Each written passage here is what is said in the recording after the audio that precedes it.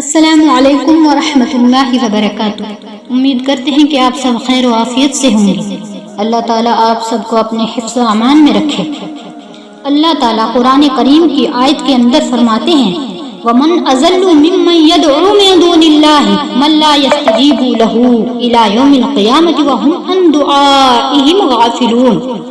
اور اس سے بڑھ کر گمراہ کون ہوگا جو اللہ کے سوا ایسوں کو پکارتا ہے جو قیامت تک اس کی دعا قبول نہ کر سکیں بلکہ ان کے پکارنے سے محض بے خبر ہوں۔ اللہ تعالیٰ نے قرآن کریم کے اندر صاف صاف فرما دیا کہ میرے علاوہ جس کو بھی تم پکارو گے، چاہے تم قیامت کے دن تک ان کو پکارتے رہو، وہ تمہاری پکار کبھی نہیں سنیں گے۔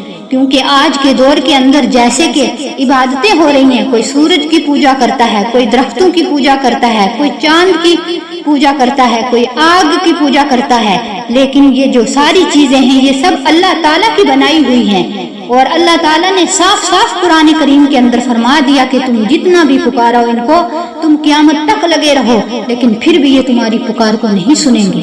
السلام علیکم ورحمۃ اللہ وبرکاتہ۔